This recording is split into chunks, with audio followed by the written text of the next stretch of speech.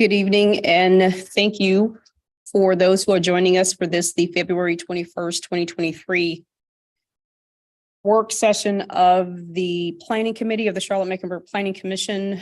This meeting is officially called to order. We will begin with introductions, starting with commissioners from my left, please.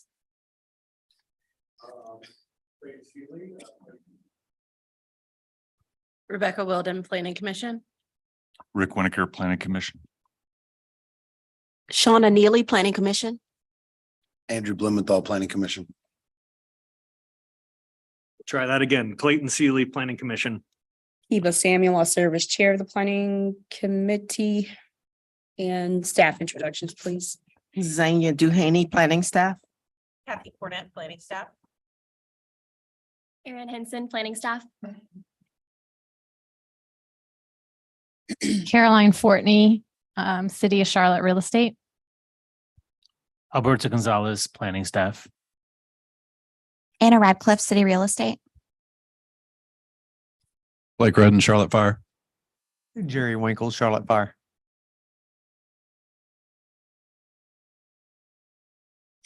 Lilius John, Economic Development. Alberto, can you walk us through this particular MR of interest, because we have Charlotte Fire presenting to the full commission in March. So I think this might inform some of that conversation. So thank you. I'm sorry, did you want to do approval of the minutes? Are you doing that now or? I'm sorry.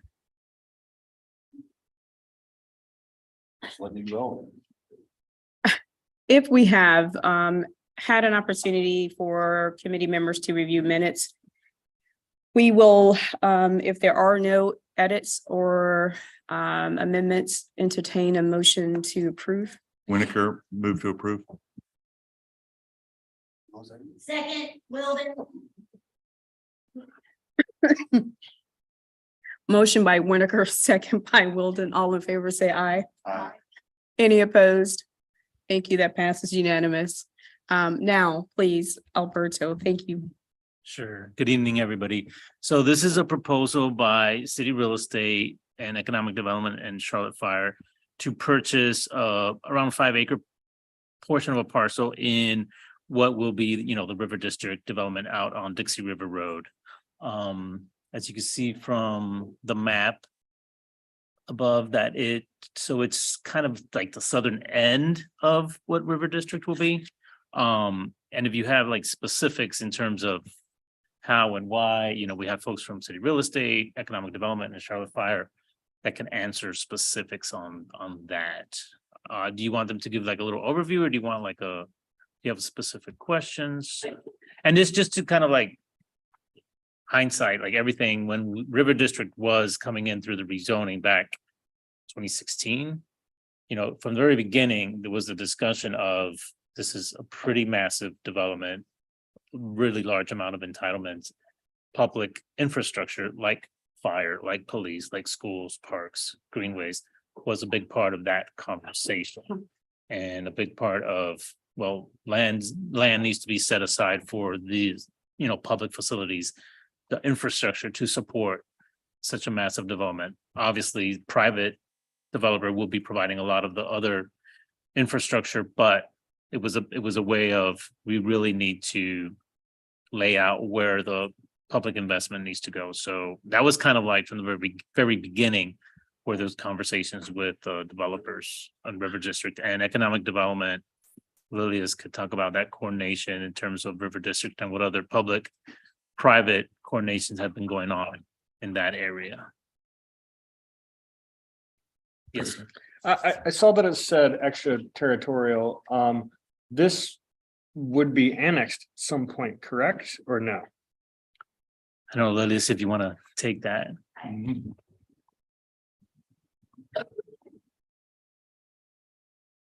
So yes, it's expected that this area would be annexed into the city if it is not already. So there was an initial annexation application for land in the River District higher up on Dixie River Road. I think it was 155 acres, the original annexation was. There is 2 more pending annexations for this area. I don't know specifically if one of those 2 includes this land area specifically. We can confirm that with Crescent. I believe it should. Mhm.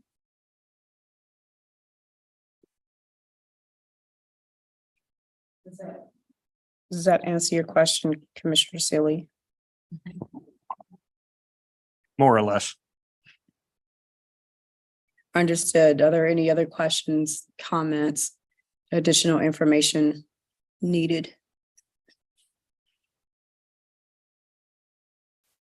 I'll just note that I'm glad that we're able to make this grab. However, I'm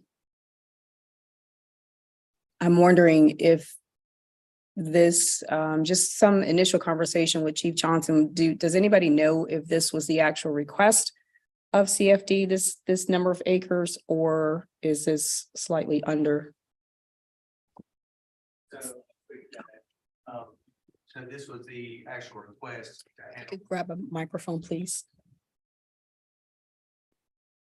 So I'll speak to that. Just, this actually is going to be able to handle both the phase 1 of the project and phase 2. So phase 1 will be, as long as everything goes the way planned, it'll be a temporary fire station that is put up with a place to store the apparatus during the course of constructing the permanent firehouse, which will take approximately 3 to 4 years to do S&D, D&D, and then CDs, and then finally 15 to 18 months to actually construct.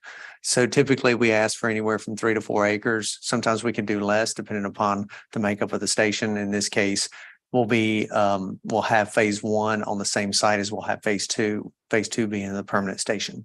That'll allow us to take some opportunities for like a combined BMP for the detention pond and all that stuff, so that we don't have to duplicate some things.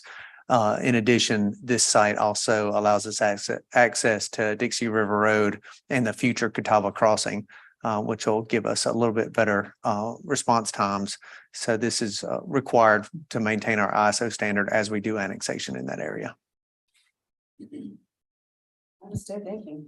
And then one quick addition to that, and Alberto, I think you mentioned when that rezoning went through in 2016, trying to get out in front of the infrastructure needs.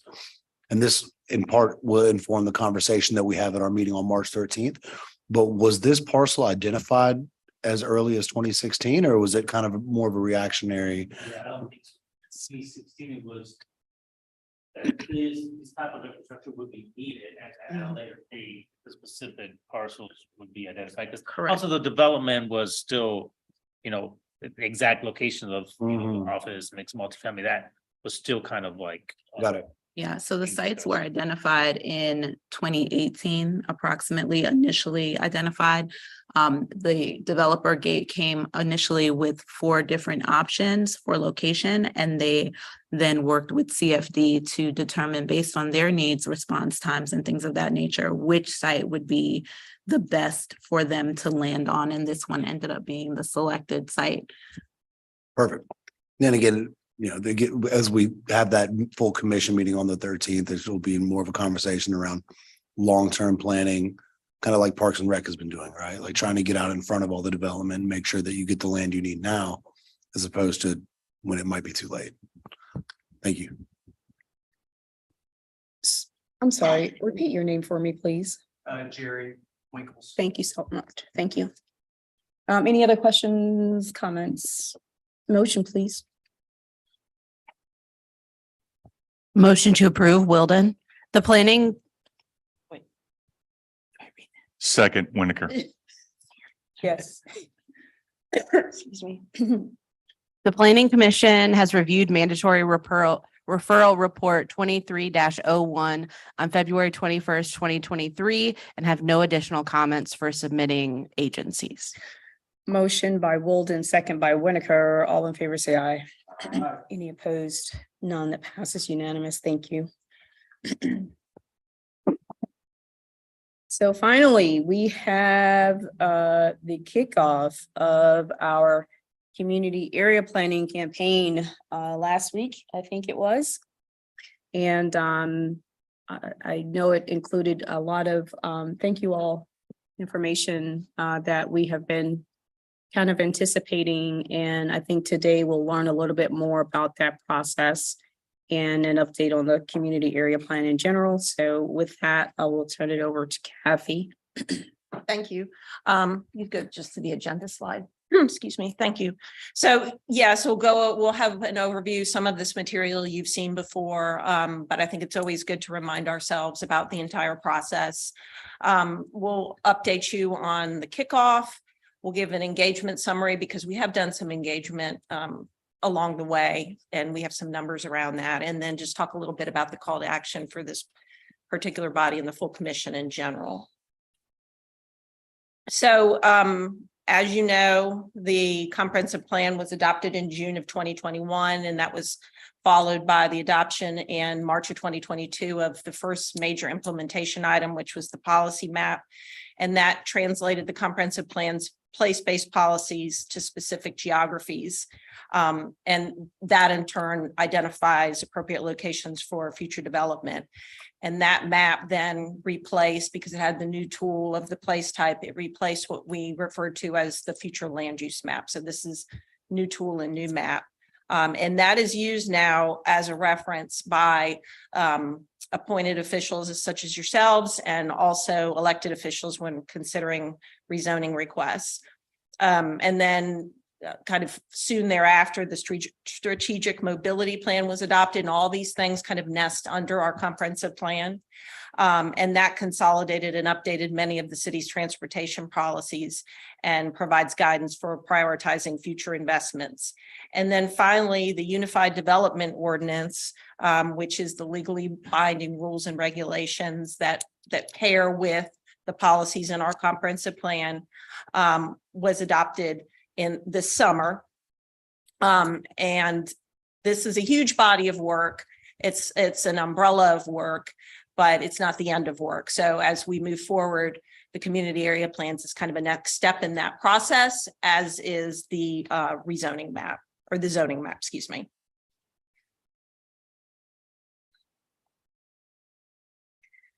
So the community area plans I just mentioned are the next step, and that does not replace the comprehensive plan. We've done what we called small area plans for the past 20, 30 years, and that's how we have updated our land use policies for Charlotte.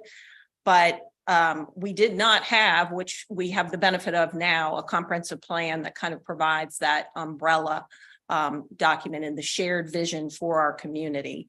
So it will build upon that vision. It won't replace it. And it will talk a little bit more about how the policies and vision apply more specifically to certain parts of our community, because as we've mentioned, the comprehensive plan applied to our entire community, as did the policy map. So this will give us a chance to talk more uniquely about that for different geographies throughout the 14 planning areas.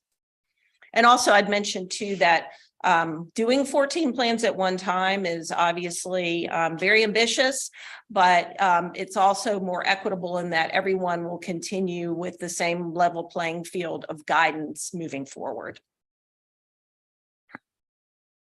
So the community area plan process has 5 steps, and we're aiming to complete the first 4 phases in the next few years. So we are in the first phase, which is setting the stage.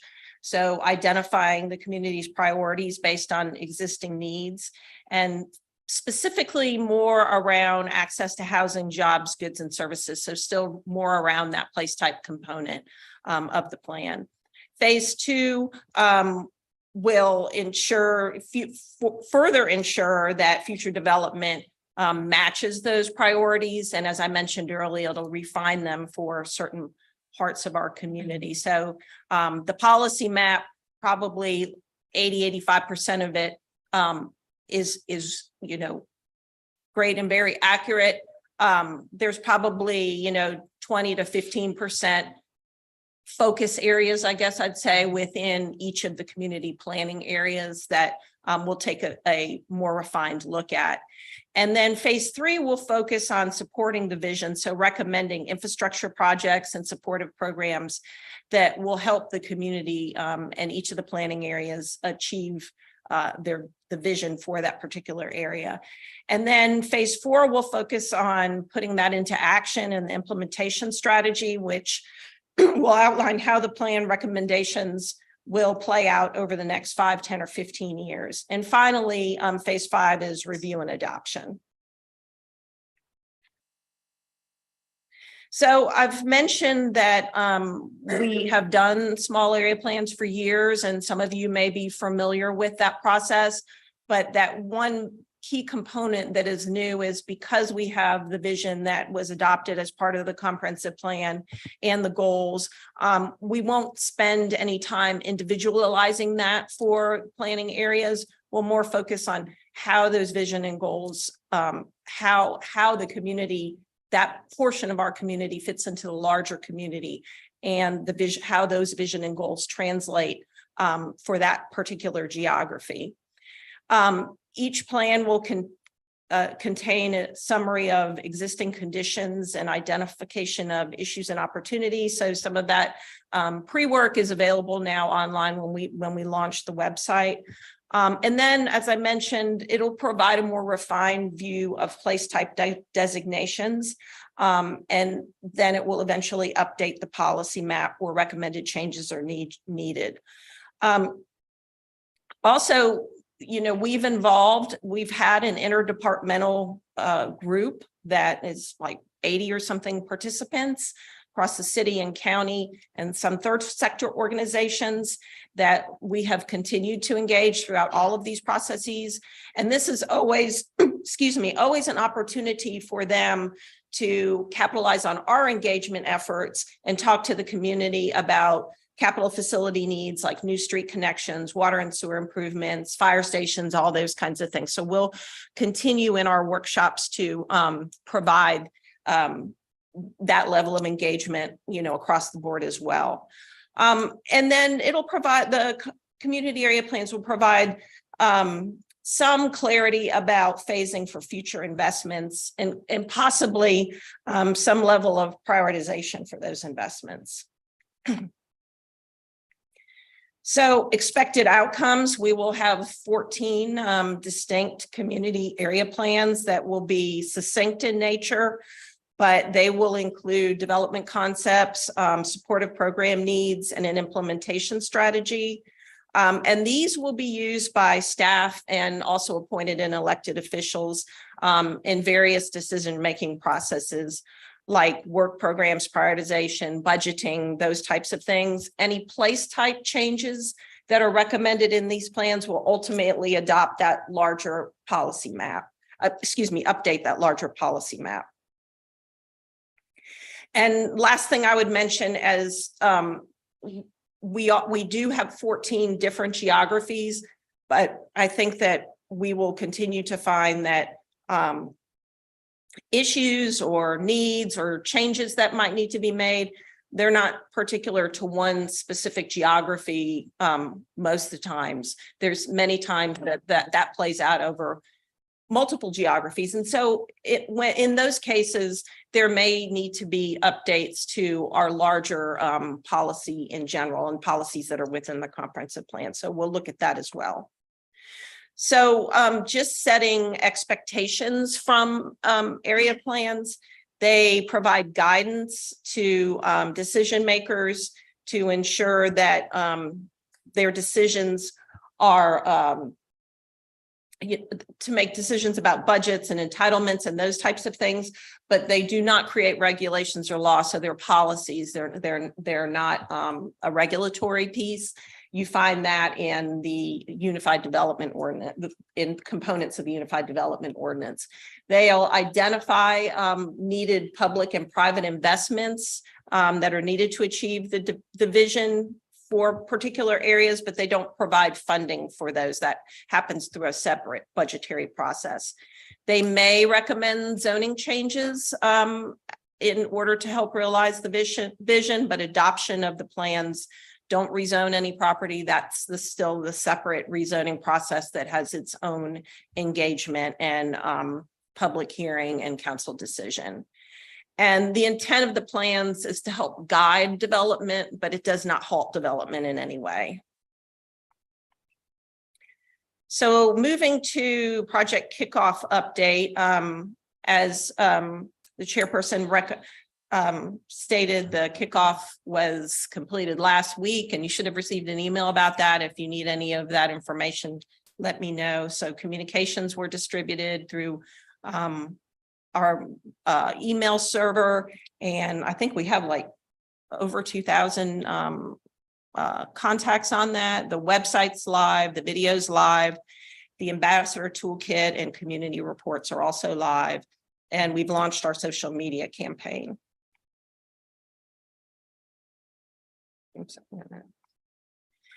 And as we've talked about before, there's kind of three buckets in that engagement strategy: the constant, coordinated, and collaborative. And I'd say that the constant focuses more on the evergreen type tools that are predominantly online tools. The coordinated are more in-person tools or events. And collaborative is really what I was talking about earlier, with collaborating with our other partners and also keeping this body updated, and also council and council committee as well.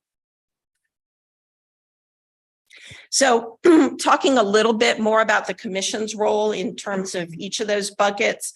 For the constant, it's really continuously sharing and promoting and driving people to those evergreen and online tools, helping to coordinate and to recruit participation for our events, sharing very basic information and really just sharing about the process, the tools, and the opportunities for workshops at neighborhood meetings and other events, helping to facilitate conversations at our workshops. And we'll offer training for that later on before the workshops begin. And as with all of our efforts, continuing to review and provide feedback as you've been doing. So now that the project has kicked off, all of the evergreen materials are live. So again, we encourage you to promote those as you can. The workshops will begin at the end of March, so we can begin promoting those dates now. And as I mentioned, we'll provide training for folks that want to participate in a facilitation capacity in the workshops, so you kind of know what to expect and what your role is. And then you'll continue to provide feedback on our engagement strategy as you've been doing. So I mentioned that we've had engagement going on. So in the constant bucket, we've had over 5,000 website views. We've had 115 views of our video, over 60 views of the story map and toolkit, and a number of likes and comments and shares on our social media platform. And then in the coordinated and collaborative buckets, we've updated council. Staff has attended a number of meetings with over 200 interactions at those. We continue to engage our joint use task force in the implementation subcommittee, and that again is most of our interdepartmental partners. We've made a number of presentations, obviously, to this committee and the full commission, and we've also made a couple of presentations to council committee. So as far as the call to action goes, spring and fall workshops, there'll be 3 workshops for each geography, and there'll be 3 different timeframe opportunities. So Tuesdays at lunch will be virtual. Thursday evenings will be in person, and then we'll host a Saturday morning also in person. And so really, we're calling upon you all to continue to spread the news about the workshops, and then the toolkit and the background materials on each planning area. All the toolkit materials have, ready-made emails and all of those types of things for you all to use. So we hope you will continue to do that. And that's all I have. If there's any questions, happy to answer them. Thank you. We're getting there. We're finally at this place. I have Commissioner Winokur with the hand raised, please. Thanks. Not to beat a dead horse, but the question I would have about community engagement revolving around the future of parks, given that, there several meetings ago, we had requested of the county, or I had requested the county information about more details about MEC playbook and what the county's plans are.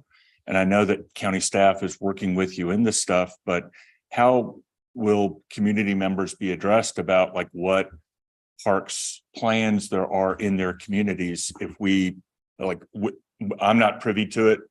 And I don't know that anyone else on this commission is privy to it. Yeah, great question. I've meant to mention that we will go over we're still developing the content of our workshop. So next month we will lay that out in more detail for you. But I can tell you that they're intended to be in one-stop shop. So although the focus is on the community area plans, there will be tables for all of our partners, because we know folks come to meetings and they have questions about trash pickup or all of those different things. So Park and Rec will be there as well. And I'd also mention Park and Rec did do, Bert made a presentation on MEC playbook, but it might have been the month before you joined the committee. And I'm familiar with what they've published and put out in the public domain, and it is non-specific, very general. What I would say is that while they would be a member at a table, and I understand entirely that, this parks are a county and we're here in the city, but this commission is county and city. And so what I would say is, if this is a project that the commission should be behind, a place making factor for every part of our community is a park. And that if the county is having an independent plan for what their parks ideas are and aren't revealing it to the city, I think it maybe should be something raised to a level, because if we're talking about community engagement, I know in my neighborhood, that's the first question people will ask. That and what traffic safety provisions are being made in future planning. Sure, and we'll have facilitated tabletop conversations, and we'll certainly take all of those requests. Yeah, and I know full well that this is not, and I'm in no way is this an indictment of staff. Yeah, not taking And that way at all. I'm just saying that I will continue to make noises about the lack of information that we have about our parks planning in the context of this, because, I view it as one of the legs of a stool. You did need parks, you did need fire stations, you did need police stations, you need safe traffic options, but you also need parks. That's the center part of every part of our community. That's my pitch. Okay, Thank you. thank you. Thank you, Commissioner Winokur. I can somewhat vouch for staff in that Park and Rec has been a part of this, all of these conversations for many, many years. Park and Rec is a good friend to the commission also. They presented quite a number of times. If you notice, the Planning Commission's agendas are right now for the past for 2023, January to June, it's focused pretty much on infrastructure, right? So we had housing affordability in December. January, we had corridors of opportunity. No, that was February. So that was January that we had housing affordability, corridors of opportunity. This month, in March, we'll have Charlotte Fire. In April, we have Charlotte Water and Sewer. No, in April, we have CMS. In May, we have Charlotte Water and Sewer.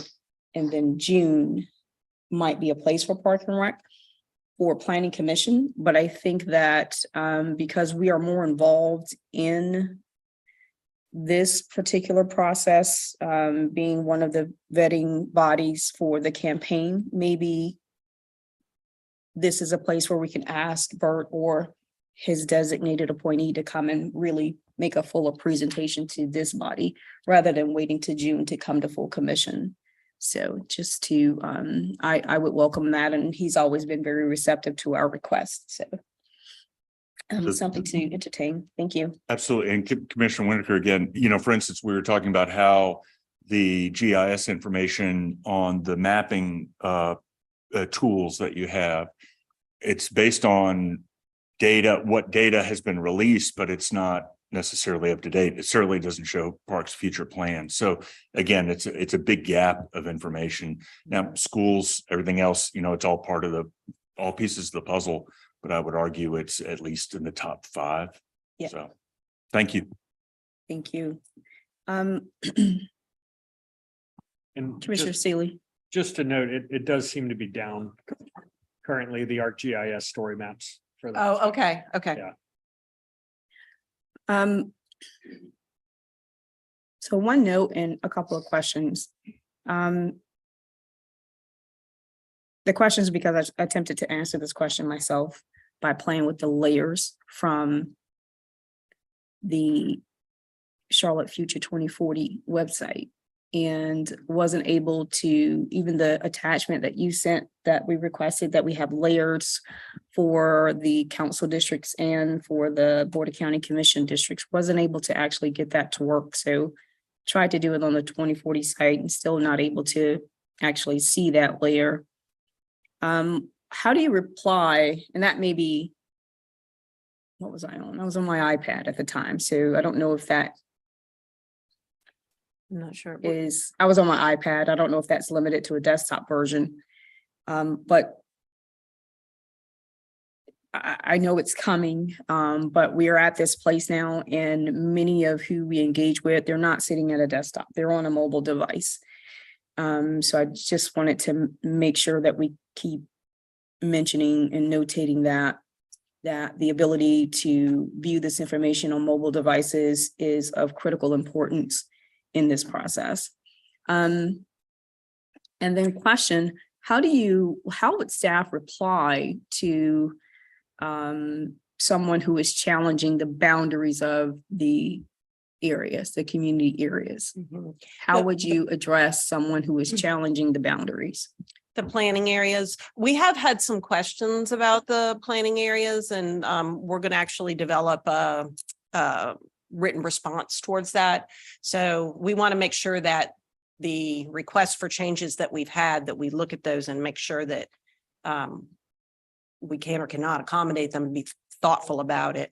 But then I think in addition to that is providing information of how we arrived at the boundaries and why it's important for data collection and some other things, and just outline all of those. And I think we're putting that together in a written response, and we should have that by the end of the week, before the next meeting, if before the your next full meeting. Got it. at I the know latest. most of this information is being kind of inherited through the comp plan and some of our processes that we follow there, but kind of explaining what the methodology is behind creating the area plans and having that visible would be helpful for folks to see. And the community area reports, I think that I was able to answer this question. People are engaging. People are, they have been going to this website the moment they got these notifications. And I don't know if we can, again, use an error because the data sources are there in the community reports, but maybe make them a little bit more bolder.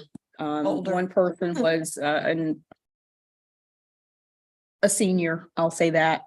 I'm able to view it very readily, but for some, it just escaped them. So if we could better identify the sources that are in the community report. Any other questions, comments for staff? Okay. Thank you. All right. So is anybody unclear about how we proceed as ambassadors and champions of this process? So give them Kathy's phone number.